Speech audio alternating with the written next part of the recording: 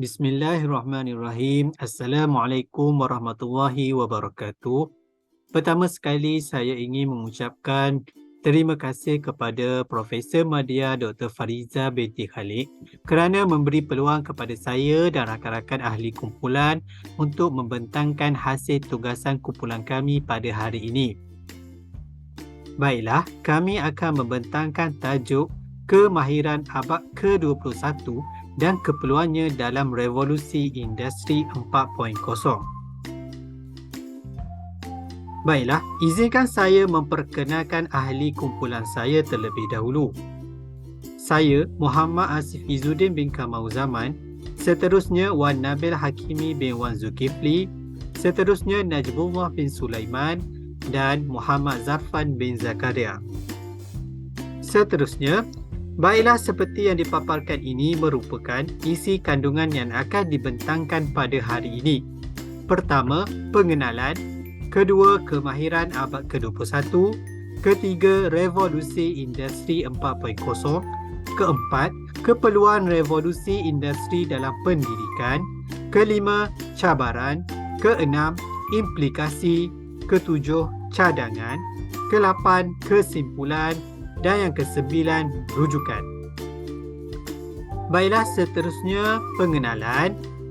Melihat kepada gambaran ini, apa yang ingin disampaikan adalah tentang perkembangan revolusi industri 4.0 telah memberikan kesan kepada pelbagai bidang termasuk bidang pendidikan kerana menjadi asas kepada penyediaan tenaga kerja di masa hadapan.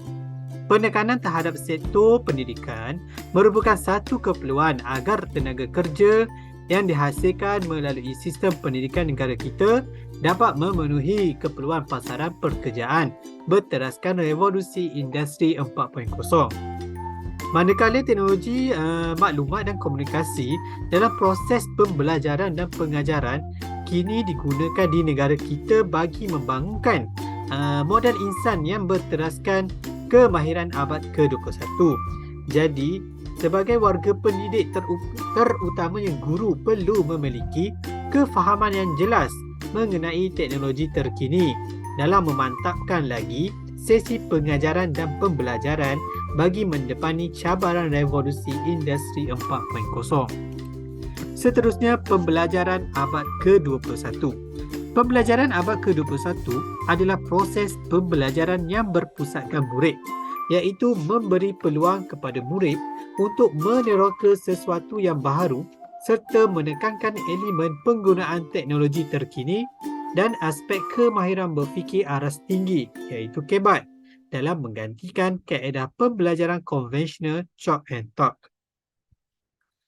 Seterusnya, 5 standard asas dalam PAK 21. Pertama, komunikasi. Kedua, kolaboratif. Ketiga, pemikiran kritis. Keempat, nilai murni dan etika. Dan yang kelima, kreativiti.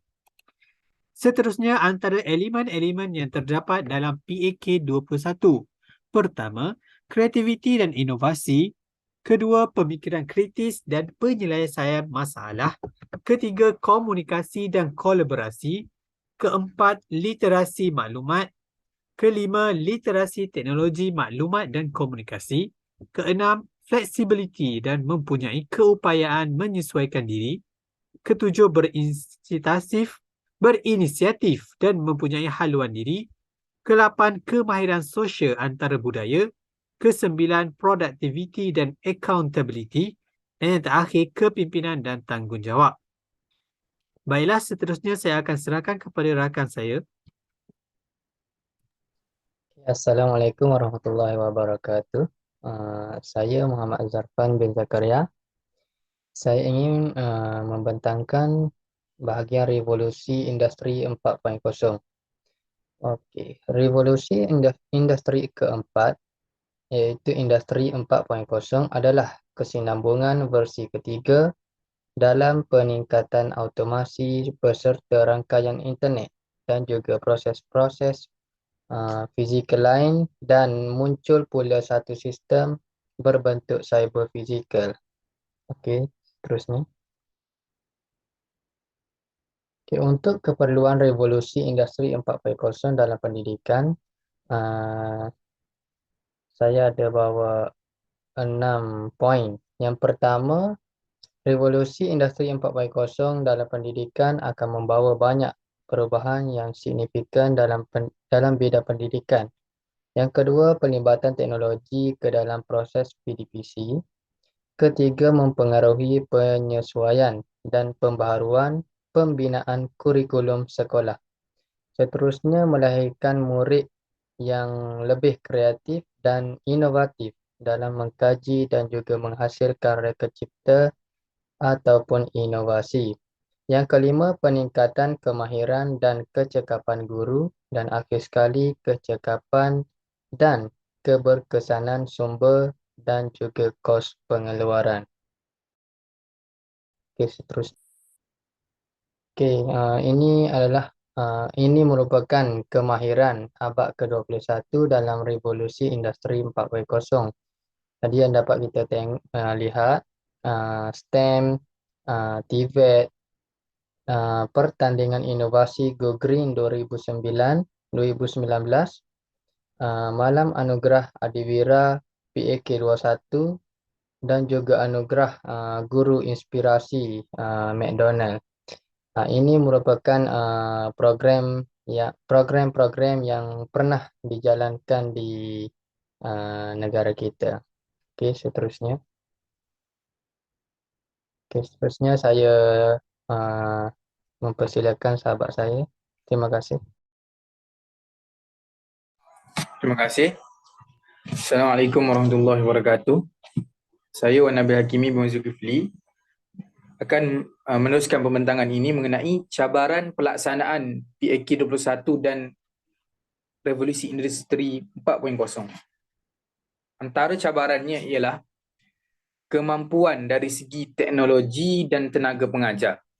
Seterusnya, pemahaman masyarakat terhadap gelombang Revolusi 4.0 masih di tahap kurang memberangsangkan.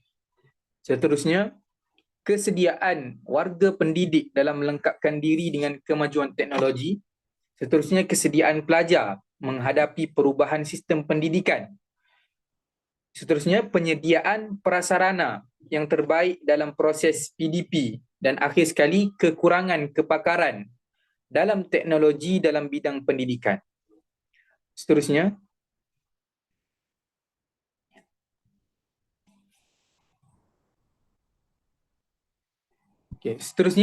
implikasi pelaksanaan PAK 21 dan Revolusi Industri 4.0.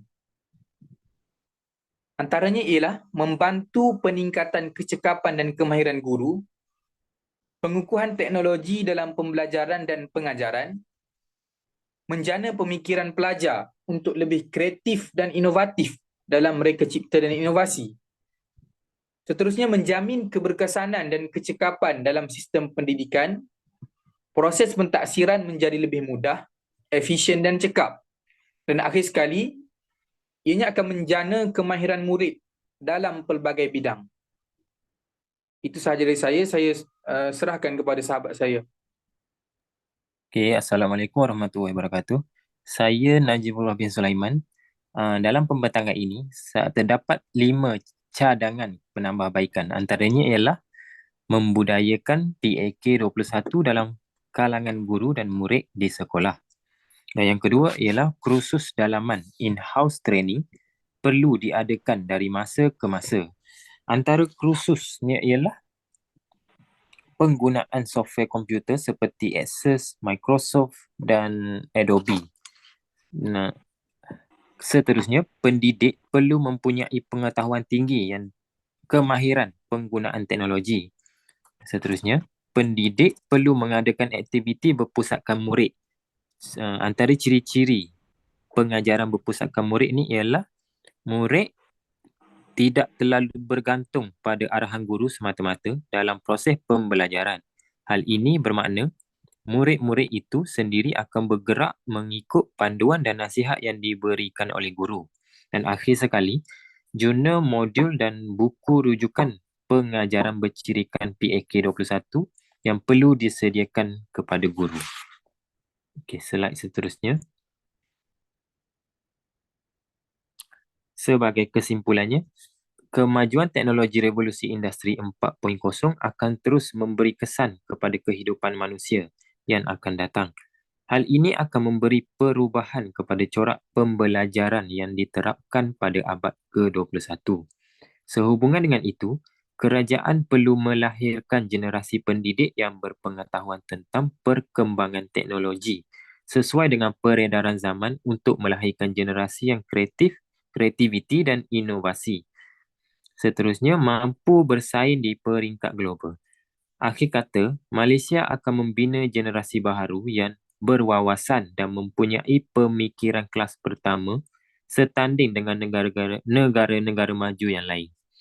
Okey, sekian saja daripada saya. Terima kasih. Baiklah, berikut adalah rujukan daripada kumpulan kami. Seterusnya, sekian sahaja pembertangan daripada kumpulan kami. Saya sudahi dengan ucapan ribuan terima kasih. Assalamualaikum warahmatullahi wabarakatuh.